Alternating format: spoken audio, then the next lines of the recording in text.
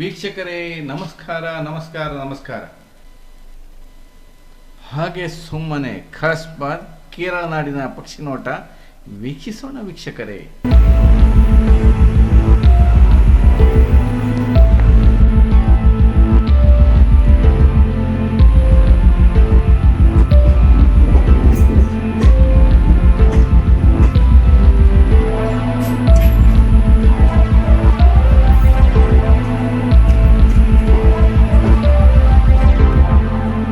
ದೇವರ ನಾಡು, 100% ಸಾಕ್ಷರರು ಇರುವ ನಾಡು ಕೇರಳ.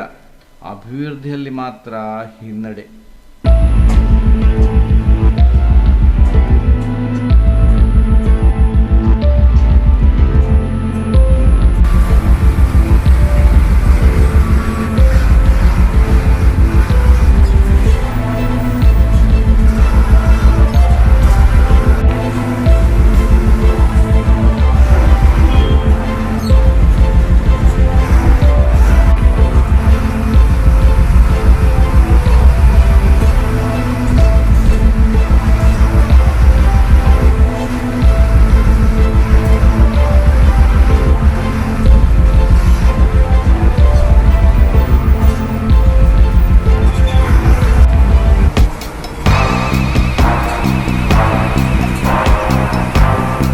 ಅತ್ಯಂತ ಹೆಚ್ಚಿನ ಪುರಾತನ ಐತಿಹಾಸಿಕ ದೇವಾಲಯಗಳನ್ನು, ಸಂಸ್ಕೃತಿಗಳನ್ನು ಕಟ್ಟುನಿಟ್ಟಾಗಿ ಪಾಲಿಸಿಕೊಂಡು ಬರುತ್ತಿರುವ, ಉಳಿಸಿಕೊಂಡು ಬರುತ್ತಿರುವ, ಮುನ್ನಡೆಯುತ್ತಿರುವ ನಾಡು ಕೇರಳ. ಸಾತ್ವಿಕ ಆಹಾರಕ್ಕಿಂತ ತಾಮಸಿ ಆಹಾರದ ಪ್ರಭಾವ ಜಾಸ್ತಿ. ತತ್ಫಲವಾಗಿ ಕ್ರೂರತನ, ಹಿಂಸೆ ಎಲ್ಲೆಲ್ಲೂ ತಾಂಡವಾಡುತ್ತದೆ.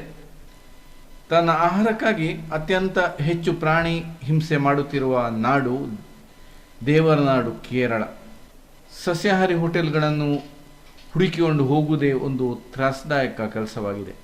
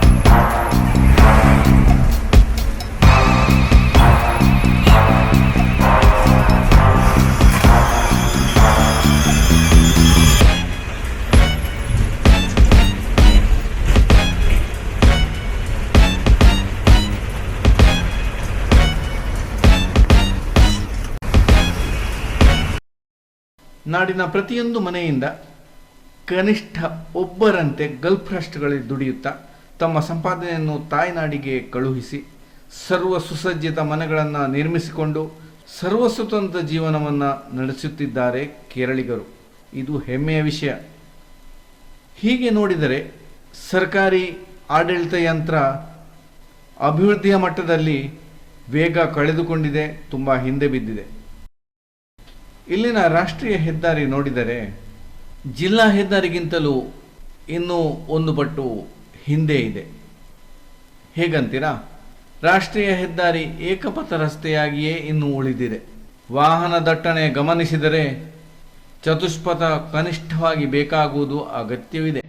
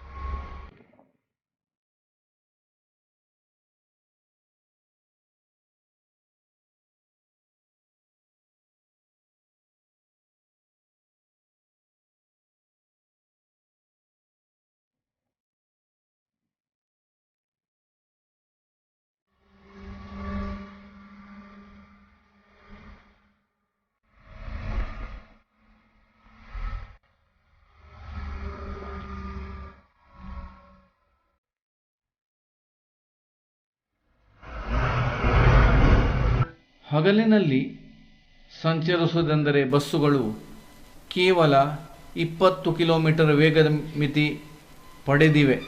ಕಾರಣ ಏನಂತೀರ? ಅಷ್ಟು ವಾಹನಗಳು ಚಲನೆಯಲ್ಲಿ ತೊಡಗಿರುತ್ತವೆ. ಇಲ್ಲಿ ಸೈಕಲ್ ಸವಾರರು, ಸ್ಕೂಟಿ ಸವಾರರು, ವಾಹನ ಕಲಿಯುವವರು, ಇನ್ನು ಮೋಟಾರು ಬೈಕುಗಳು, ಲಘು ವಾಹನಗಳು, ಅಂತೆಯೇ ಘನ ವಾಹನಗಳು, ಬಸ್ಸು, ಲಾರಿ ಇತ್ಯಾದಿ ಚಲಿಸುತ್ತಾ ಇರುತ್ತವೆ. ಸಾಮಾನು ಸರಂಜಾಮು ಸಾಗಿಸುವ ಅತ್ಯಂತ ದೊಡ್ಡ ಲಾರಿಗಳು ರಸ್ತೆಯಲ್ಲಿ ಹೋಗುತ್ತಿರುತ್ತವೆ. ಇವುಗಳನ್ನು ಹಿಂದಿಕ್ಕಿ ಹೋಗೋಣವೆಂದರೆ ಏಕಪಥ ಚಲನೆ ಮಾತ್ರ. ಮುಂದೆ ವಾಹನಗಳು ಬರುತ್ತಲೇ ಇರುತ್ತವೆ. ಅಂತೂ ಅವನು ಹಿಂದಿಕ್ಕುವ ಹಾಗಿಲ್ಲ, ಸರದಿಯಲ್ಲೇ ಸಾಗಬೇಕು. ಇದು ದೊಡ್ಡ ಶಿಕ್ಷೆ. ಹಿಂದೆ BC ರೋಡಿನಿಂದ ಬೆಳ್ತಂಗಡಿಗೆ ಬರಲು 1.5 ಗಂಟೆಗಳು ಬೇಕಾಗುತ್ತಿದ್ದವು. ಆಗ ನಮಗೆ ಅನಿಸುತ್ತಿದ್ದದ್ದು ಹೀಗೆ: ಕೇವಲ 40 ಕಿಲೋಮೀಟರ್ ದೂರವನ್ನು ಇಷ್ಟೊಂದು ಸಮಯ ವ್ಯರ್ಥ ಮಾಡಿ ಸಂಚರಿಸಬೇಕೇ ಎಂದು. ಆದರೆ ಕೇರಳದಲ್ಲಿ ಈಗಲೂ ರಾಷ್ಟ್ರೀಯ ಹೆದ್ದಾರಿ ದ್ವಿಪಥವಾಗಿಯೇ ಇದೆ.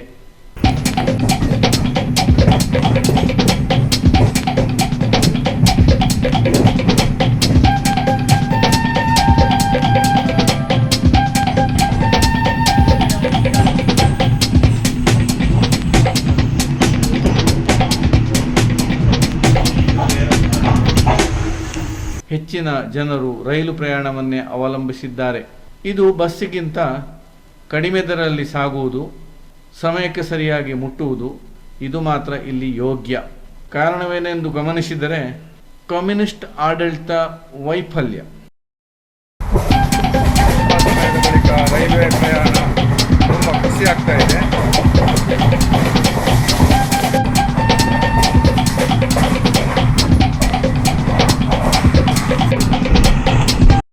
ಕಮ್ಯುನಿಸ್ಟ್ ಪಕ್ಷ ಮತ್ತು ಕಾಂಗ್ರೆಸ್ ಅಂದರೆ ಭರವಸೆಗಳ ಆಗರ. ಅಭಿವೃದ್ಧಿ ಆಗುವುದು ಕುಂಠಿತ. ಮತದಾರ ಭರವಸೆಗಳಿಗೆ ಕಟ್ಟುಬಿದ್ದು ಮತ ಹಾಕುತ್ತಾನೆ, ಗೆದ್ದು ಬರುತ್ತಾರೆ ಇಂತಹ ಇಚ್ಛಾಶಕ್ತಿ ಕುಂದಿರುವ ಶಾಸಕರು.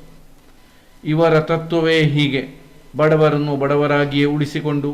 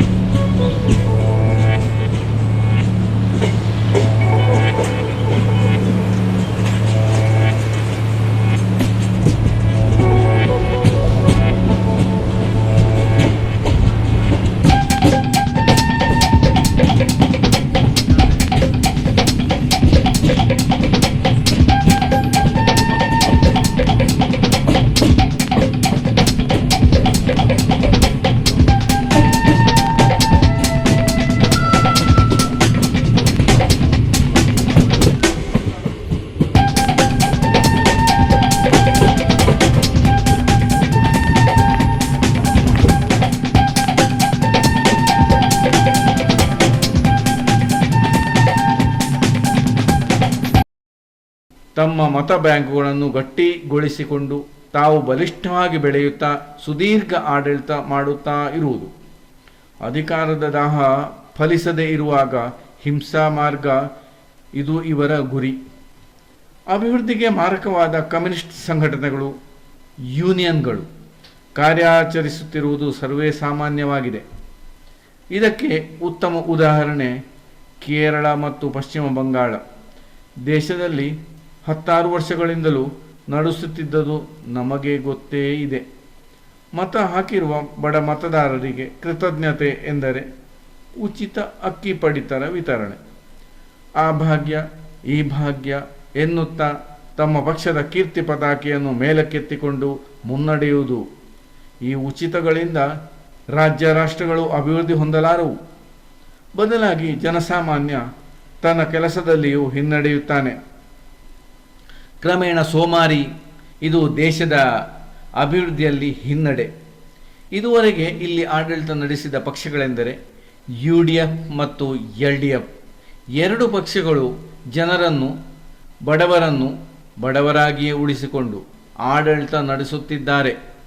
ಇದೀಗ ಚುನಾವಣೆ ಹತ್ತಿರ ಬರುತ್ತಿದ್ದು, ಈ ಚುನಾವಣೆಯಲ್ಲಿ UDF ಮತ್ತು LDFನೊಂದಿಗೆ ಪೈಪೋಟಿ ನಡೆಸಲು ಮುಂದೆ ಬಂದಿದೆ NDF. ಕೇಂದ್ರದಲ್ಲಿ ಆಡಳಿತ ನಡೆಸುತ್ತಿರುವ NDF ಪ್ರಧಾನಿಯ ನಡೆಯನ್ನು ವೀಕ್ಷಿಸುತ್ತಿರುವ ಸಾಕ್ಷರ ಕೇರಳ ಏನು ಮಾಡುವುದು ಎಂದು ನಿರೀಕ್ಷಿಸೋಣವೇ? ಜೈ ಹಿಂದ್.